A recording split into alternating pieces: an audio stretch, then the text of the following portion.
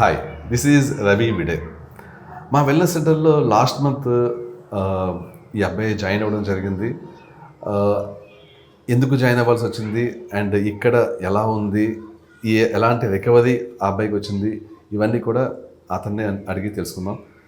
చెప్పండి, మీకు అంటే ఎందుకు జాయిన్ అయ్యేది మీరు అండ్ ఎలా ఉంది ఇక్కడ ఇప్పుడు, ఎలాగా మీ సిమ్టమ్స్ ఏమైనా ఉంటే అవి ఎలా రికవరీ అయ్యి చెప్పండి. యాక్చువల్ ప్రాబ్లం వచ్చేసి సైనసైటిస్ అండ్ ఇండైజేషన్.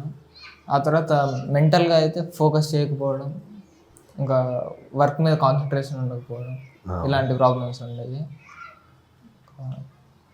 సొల్యూషన్స్ అంటే ఇప్పుడు ఇక్కడికి వచ్చాక మీకు ఏమేమి ఫిక్స్ అయింది, అంటే ఇందులో ఎన్ని ఫిక్స్ అయింది, ఎన్ని ఫిక్స్ అవ్వలేదు?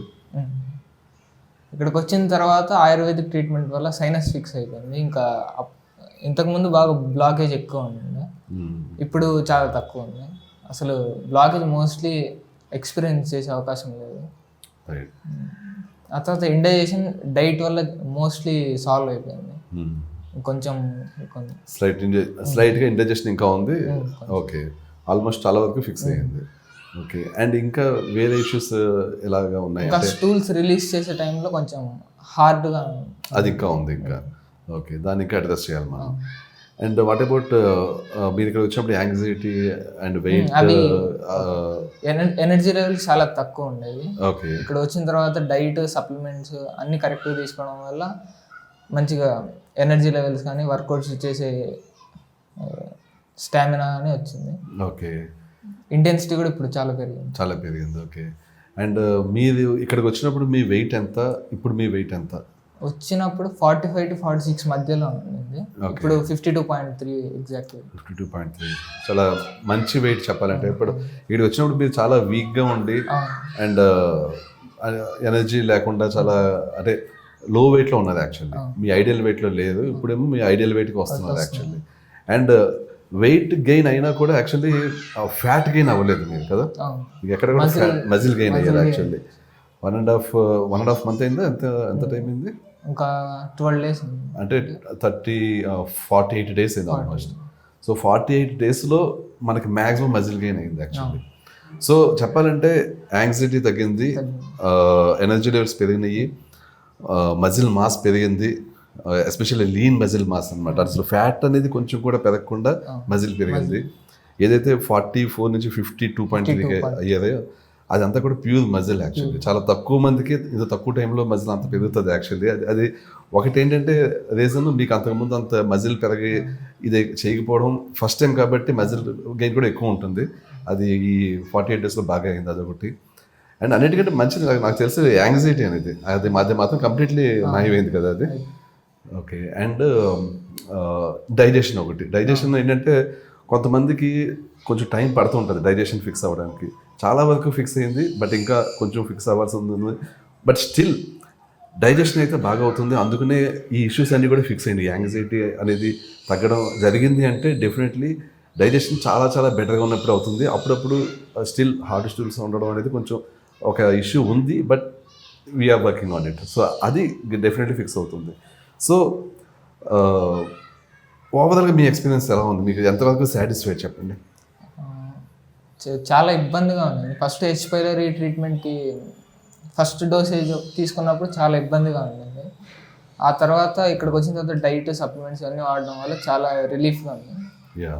ఇంకా వర్క్ మీద కాన్సన్ట్రేట్ చేయడం కానీ ఇలాంటివి సాల్వ్ అయిపోయాయి. డిప్రెషన్ కానీ, ఎక్కువ నెగిటివ్ థాట్స్ ఉండడం కానీ అలాంటివి.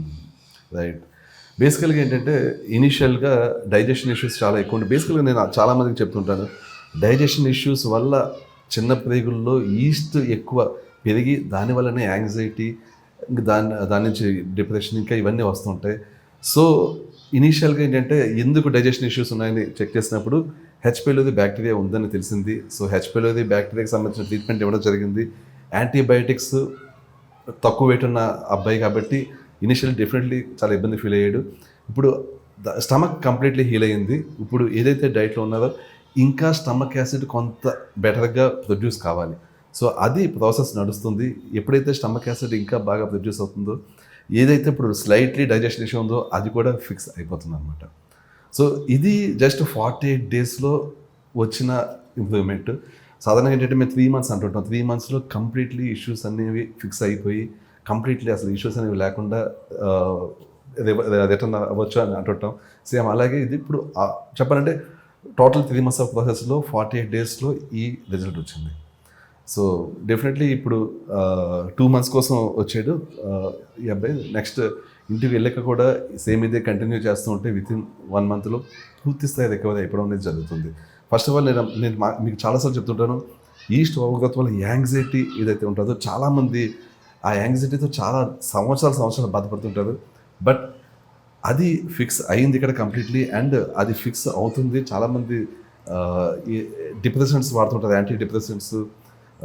చాలా అంటే అలోపతిక్ మెడిసిన్ అనేది ఈ యాంగ్జైటీ లాంటి వాటికి కరెక్ట్ మెడిసిన్ కాదు. డెఫినెట్లీ అలాంటి వాటికి అలవాటు పడకండి. మీరు కరెక్ట్ డైట్, కరెక్ట్ సప్లిమెంట్స్ తీసుకుంటే అలాంటి వాటి నుంచి మీరు కంప్లీట్లీ బయటపడవచ్చు. అండ్ హెచ్పిఎల్ఓదిని తక్కువ అంచనా వేయకండి. హెచ్పిఎల్ఓది వల్లే ఇవన్నీ వచ్చినాయి, ఆ విషయం గుర్తుంచుకోండి. Anyway, thank you so much. Thank you. ఏమన్నా చెప్పాలా ఇంకా? అంతేనా? ఓకే, సరే అయితే యూఆర్ హ్యాపీ కదా? You are happy with your results. Okay, సరే.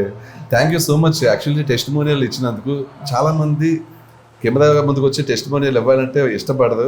బట్ మేము వాళ్ళ మదర్ని మేము అడిగినప్పుడు వాళ్ళ మదర్ అన్నమాట ఒకటే, మా అబ్బాయి ప్రోగ్రెస్ చూసి చాలా హ్యాపీగా ఉంది, ఇలాంటి విషయాలు అందరికీ తెలియాలి కాబట్టి మీరు వీడియోలో ఉంచండి మా అబ్బాయిని, ఏం పర్వాలేదు అన్నారు. చాలా థ్యాంక్స్ అండి వాళ్ళ మదర్కి. అలాగే మీకు కూడా thank you so much. Okay అండి, that's it. Thank you. Will catch you soon.